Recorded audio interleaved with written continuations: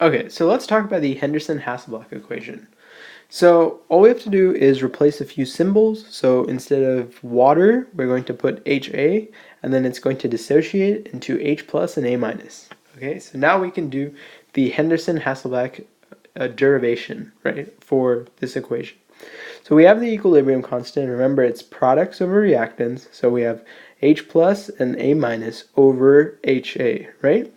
So now what we do is we take the log of each side. So we have log Ka equals log. And then what we do is we separate it, right? We separate the H plus from this entire equation. Remember, we're just multiplying on the top. So we can do that. So we can separate it into log HA plus, H plus log of A minus and then HA, right? And this is just a log rule that you can separate it and then you can have them add to each other. And this means the same thing as this. So now since we have that, we have to remember a few other things. We have to remember that pKa equals log negative Ka and pH equals negative log H plus, right? So now with that, we can, since we know this, we can do -1 times -1 on each side, right? So that would become a positive log H plus, and so now since we multiply by -1, it's going to be a negative pH that will replace this. So negative pH. The same situation will happen for the other one, and so it'll become a negative pKa using this, right? Just multiply -1. Negative pKa equals a positive log Ka, and then plus the log, just bring that down. And finally, we just add pH on each side, right? So plus pH is going to cancel this, and you'll have a positive pH on this side, and then plus pKa on both sides will cancel out this, and you'll have a positive pKa. And then finally, just bring it out once more, and then you have the final equation for the Henderson-Hasselbalch equation, and that's how you derive it. So let's talk about a few interesting things about it, right? So when log is equal to 1, right, it equals 0. So let's think about this, right? So when A minus and HA, when when the combined total is equal to 1, well, it's going to equal 0, right?